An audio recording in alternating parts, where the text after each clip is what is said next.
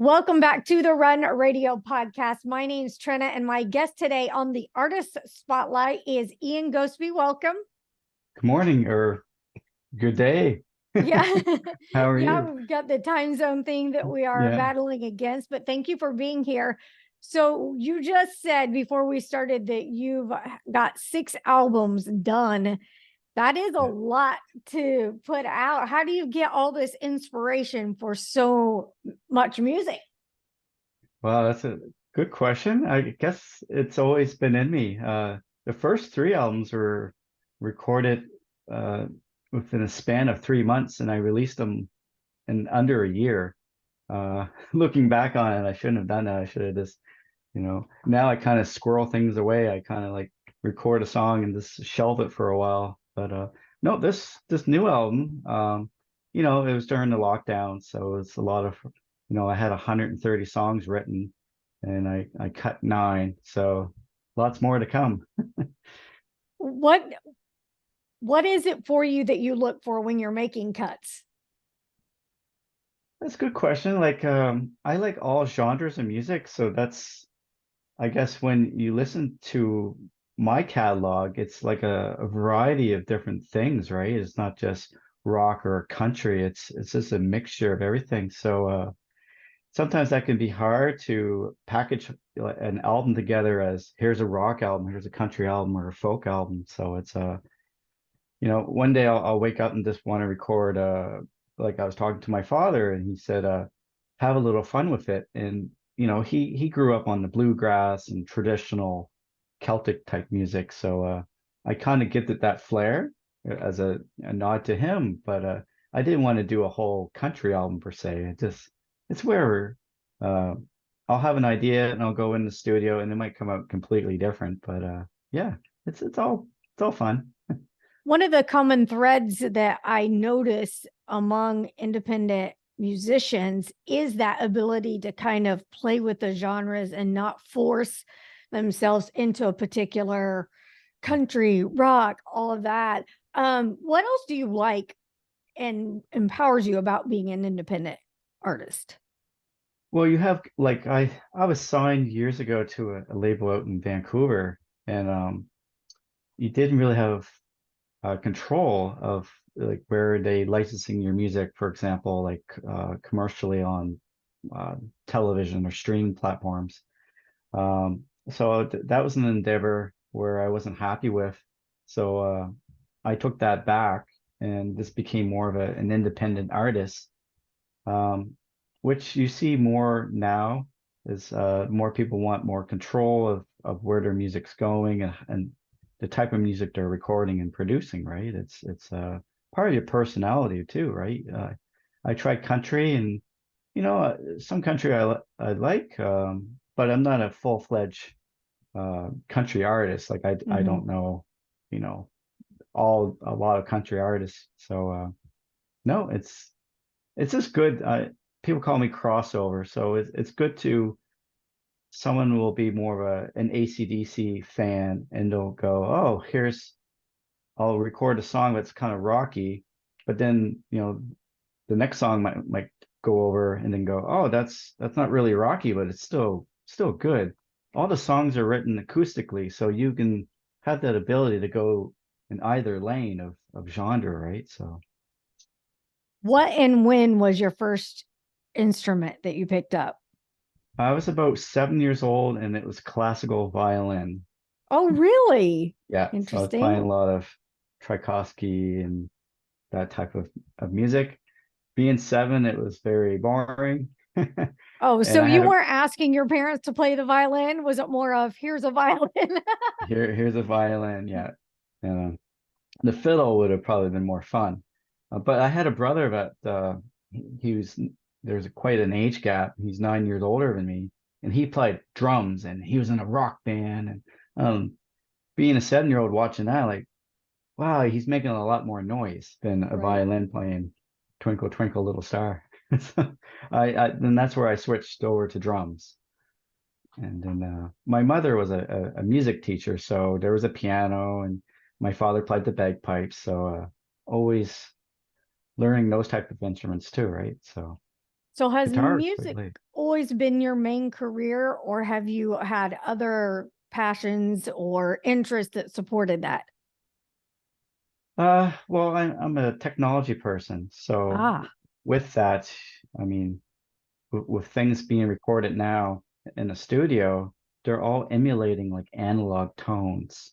So I'll have I think the Ray of Sunshine song, I had a guitar solo, and the guy, John Murphy, records me. He goes, all your solos sound like Bon Jovi, like that sound. I'm like, okay, so going through all the thousands of different guitar amps and that I said, okay, I'll do Slash from Guns N' Roses. And I don't know. I always laugh when I hear the solo, thinking of that, going through those thousands of emulators and plugins. It's fun, but at the same time, it gets a little bit overwhelming. It's like, oh, I like that, but I like this tone, I like that tone, but I let him do all that stuff.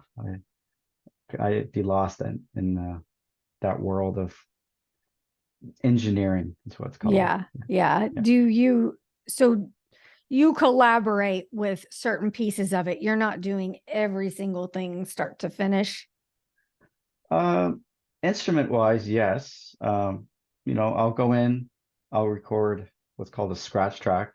So it's just a guitar, and he'll have I don't want to hear a click like beep, beep, beep. I want to hear like a little drum beat. So we'll get the drum machine on, and here's how fast the drum or the guitar is playing. So I'll follow along to that beat, and that might change the song a little just because I can't dial into I guess the drums until I lay it down, and then it becomes a little bit different. But some of the songs I'll record at home too, like the keyboards, because I have all that stuff here. So then I'll bring it into them. Do you do a lot of live performances? I I have. I mean, I used to do over 218 shows a Oh my year. goodness. Um, it has slowed down a bit. Now I have a family, so it's kind of, that takes more priority than going out. Hmm. Um, I'm more with the age, I'm more selective, and I Hmm. guess with the brand, you don't have to play everything now. You just kind of play like the bigger shows. So that's what I like. Yeah. When it comes to having a, an idea for a song or even lyrics, things like that, what's your process like? Is it write it down immediately, or do you have dedicated time that you spend on that? What's it like? If like my father, for example, with one of the songs, he threw a phrase. So I'm like, I got to remember that phrase. So I'll literally just talk into my phone to record that. Mhm. And then middle of the night, like 12 o'clock, it's when I only have time to do stuff. That's when I'll start writing lyrics. I usually write the lyrics first, and then I'll grab a electric guitar, but I can't plug in because I'll wake everyone up. And then I'll just start like, okay, here's the chord progression with the lyrics. Sometimes I get stuck, like I have lyrics and I can't figure out the key it should be in. So, Yeah. but no, it all comes together. But usually lyrics are always the main thing. Lyrics, So keyboards, or acoustic guitar. your album that's out right now, Ray of Sunshine, tell me a little bit about it, like the whole premise behind it. Well, my wife goes because we we have a newborn, and I was just tired and grumpy, and she goes, "Aren't you a ray of sunshine?" And I'm like, "There's the phrase, right?" So, Yeah. and it was during lockdown and a lot of negativity and doom and gloom. So I wanted to write something very positive and uplifting. So that was the premise of the album. It was kind of like, let's forget about all your worries. Let's just kind of record a song that's happy and get you in a good spirit, good mood. So Did it work? I like a lot of the songs, and I'm not just tooting my boat or anything. It's like, yeah, some of the songs are good. It's very autobiography. Hmm. One of the songs is written about my mother who passed away, who was a Highland dancer who taught the piano and everything. So that was kind of a, there's some bagpipes layered onto there, and the next song was about you go through that process of grieving, and then the next song is called "Make You Stronger." So that's, if it's not a concept album, but it's very autobiography in a way. I can relate to all the songs. So Did you have any songs come up that you liked but weren't fitting for the theme of this of Ray of Sunshine and you decided to hold and keep for another one? yeah, I have a blues song Oh, called neat. "Troublemaker." I do have it posted on Reverb Nation. But yeah, that would probably be the next album. No, had an aunt say, "You don't have any blues music." And I'm like, "I don't. Let's try it." So Yeah. yeah, Okay. yeah. So I Exciting. might do a blues album next. Who knows? Yeah.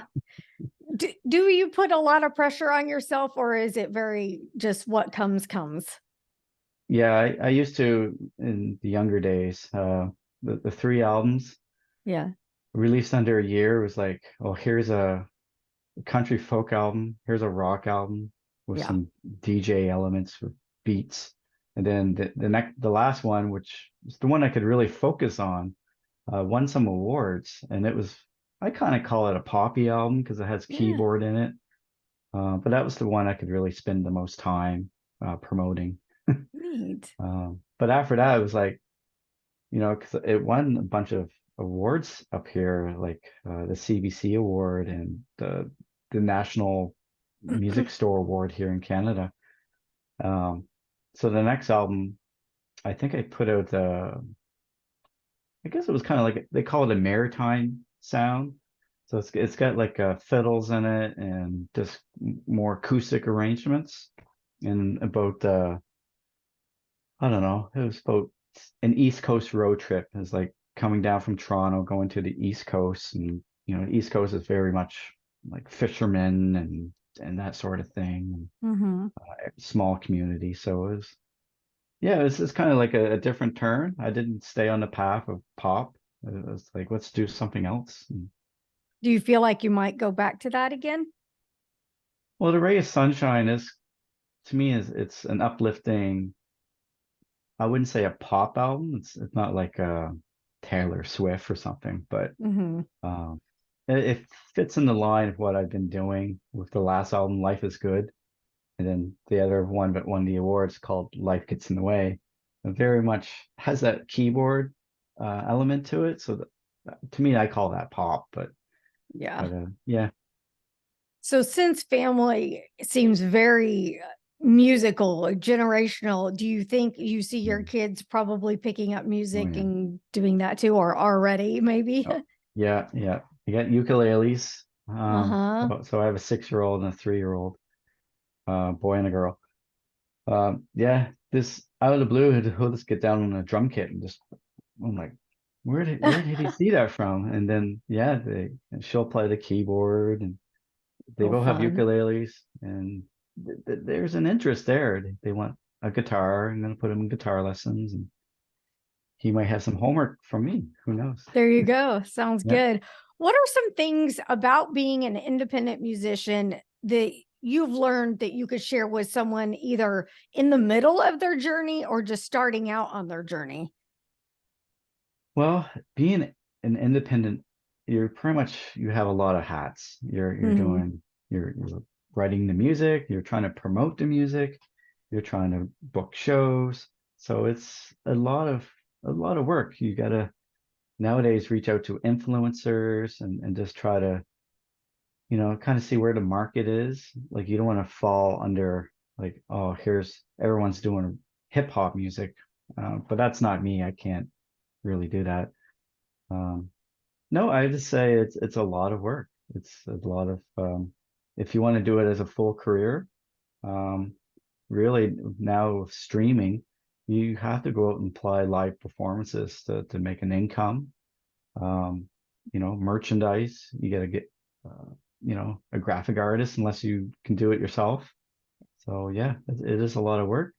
Always stay positive. You meet folks, don't you'll get a lot of no's before someone says yes. Hmm. Yeah, just stay strong, stay true to yourself, really. Thanks for sharing a little bit about it. And we hope you come back when you've got that blues album or whatever your next album is going to be. Tell people where they can go to keep up with you and get Ray of Sunshine. You can just go to my website. It's iangosbee.com. All right. Thank you so much. Appreciate your time. Okay, thank you.